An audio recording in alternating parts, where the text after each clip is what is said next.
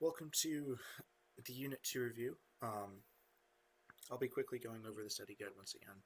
This is probably one of the most important units if I had to pick one. There's just so much content, and a lot of the questions that you might miss will be the comparative ones. That's the ones I really struggle with, where it'll be like, it's a series of 4 questions, and they describe 2 traits of a legislative, executive, or judicial system from each country, and you have to determine which one's which. Now, the issue with this is they often change it up a little bit, just to where it's inaccurate, to where you get it wrong, but it seems right. So, let's start off with topic 1.1, or 2.1. I'll try to make this as quick as possible. Parliamentary, presidential, semi-presidential. There's 2 executives in parliamentary, the monarch, which is basically powerless, and the PM. The PM is elected from Parliament, and the party that gets the most votes appoints their top choice to be the PM. In presidential systems, the people directly elect the president, and the president is independent of the legislature. This means that it's harder to remove them, but at the same time, it promotes popular elections. Semi-presidential systems is the president is elected, and the president appoints the PM, and the PM oversees the government, while the president basically oversees the entire nation. The president still does stuff with policy, and they're pretty much more important than the prime minister.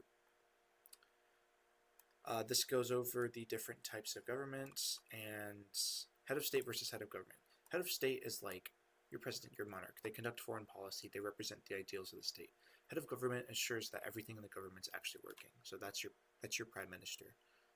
They're making sure that policy is implemented.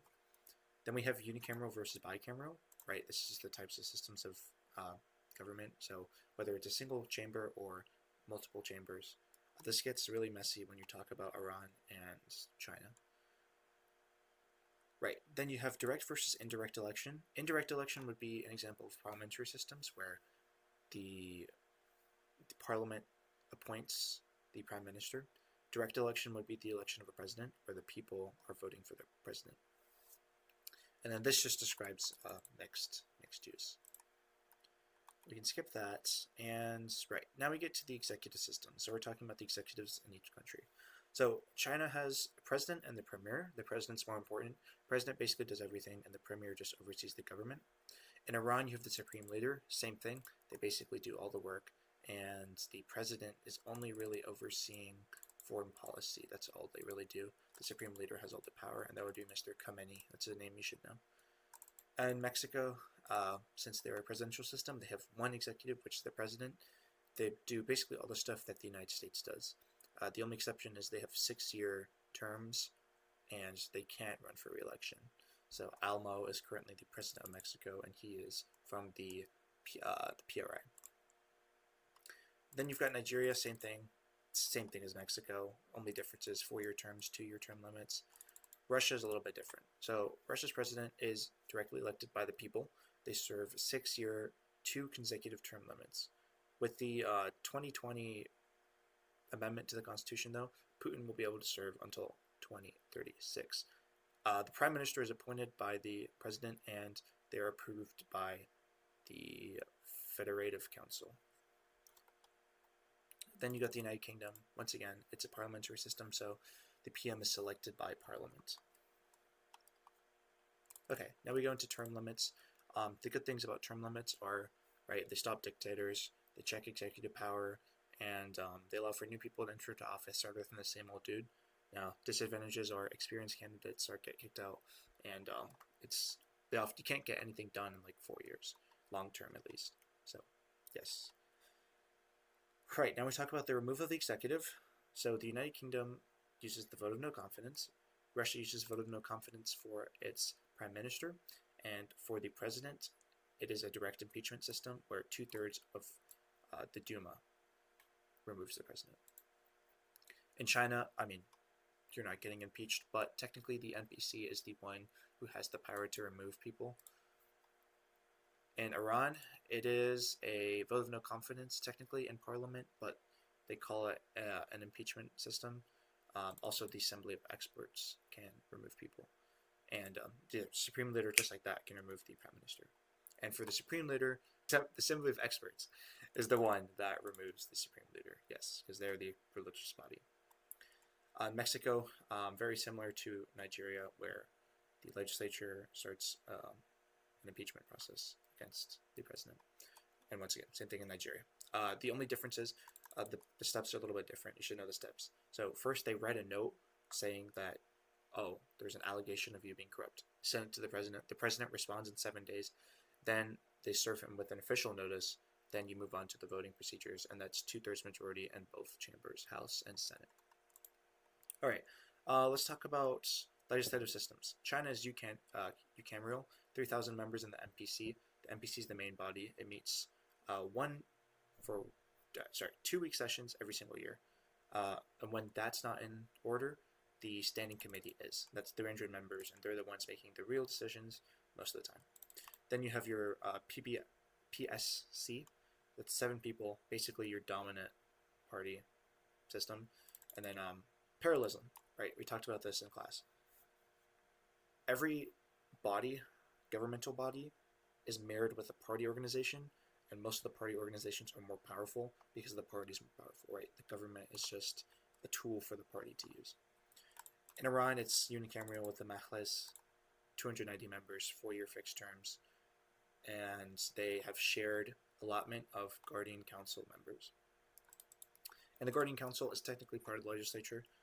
It's 12 people, and one of the most powerful elements of Iran. They vet candidates, and they ensure that everything that the Majlis does is compatible with Islam. Then you've got the Expediency Council. This was formed to resolve conflicts between the Majlis and the Guardian Council, and it's 32 people. Mexico is bicameral, House and Senate.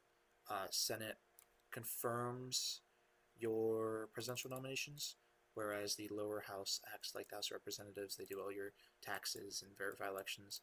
4-year term limit, 3-year terms for the lower house, and 2-year term, 2-year term limit, 6-year terms for the Senate. In Nigeria, you've got a bicameral system, very similar. Only difference is it's specifically SMD for both the Senate and the House, whereas in Mexico, it's mixed for both. So in Senate, you have some PR and some MMDs, whereas in the lower house, it is a split 3-2 with an SMD and a PR system. And that these SMDs come from the states. These PR are just universal.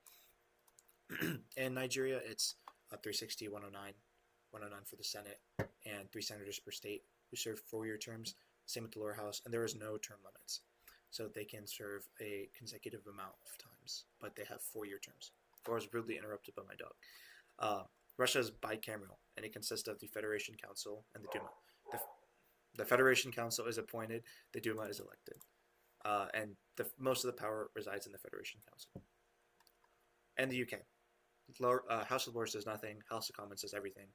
The only thing the House of Lords can do is stall legislation, and most of the hereditary peers have been reduced with the Labour under Tony Blair, and there's only 90 left. And most of them are lawyers or religious members. Okay, so topic 2.7 talks about how legislative powers are reduced. It was a little weird because actually all of this information in 2.6 was part of 2.7, which didn't make sense to me. I looked at the CD, so I just moved all that stuff here. So this is just talking about how legislative powers are eroded.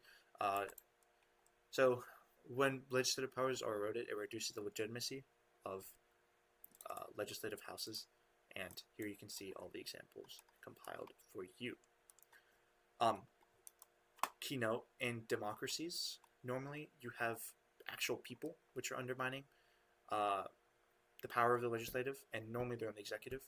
In authoritarian regimes, normally it's a legislative body. So China, Iran, good examples. The exception being Russia, because if you remember, it is a liberal democracy. So moving on to 2.8, now we talk about the courts.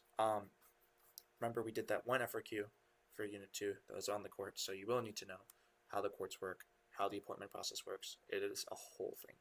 So in China, it's CCP controlled. They basically have no power, and it's rule by law, so oppressive. In Iran, they follow Islamic law, and it's Sharia.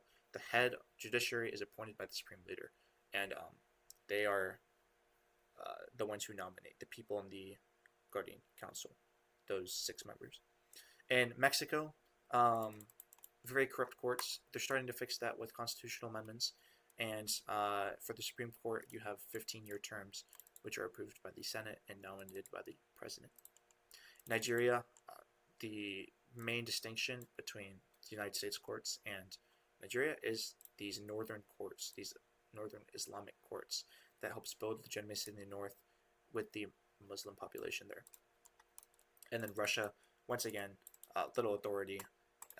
They're nominated by the president, conferred by the Federation Council, but they really don't do anything. It's ruled by law.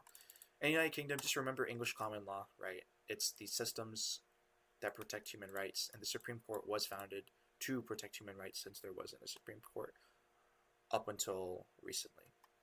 Okay, now we can basically scare through this. This just talks about the different types of review. We've already covered that in Unit 1, and this is pretty much the same thing. This tells you if it's rule by law or rule of law. Spoiler alert, the democracies are rule of law and the authoritarian regimes are rule by law. And you should know how the nomination processes are, because once again, they could be on a FRQ. And that's pretty much it. So you've got all 3 branches covered. Your legislative branches know the names of whether or not they're unicameral or bicameral, how many people are in them, how they're elected, and what each function does. Know who appoints cabinet members and judicial members. Know which branch does what. Know which committee does what. You must know that. Know how many people are in each branch, just in case. It's good to know. And then executives, know the powers of the executives, know how they were removed, know their term limits, know their powers, know the difference. If it's 2 executives, know which is head of government, which is head of state. I've seen a question that asks who conducts foreign policy in Iran, and I had no idea, and it's the president. So know stuff like that. And then for the judicial systems, know how they're elected, how they're appointed, know what powers they have, know whether or not they're ruled by law, rule of law, and know their corruption level. Spoiler alert, all of them are corrupt except the UK. But Nigeria and Mexico are attempting to fix their corruption. And that's Unit 2. Awesome. All right. Thank you so much for following this review guide, and I will see you in the Unit 3 video.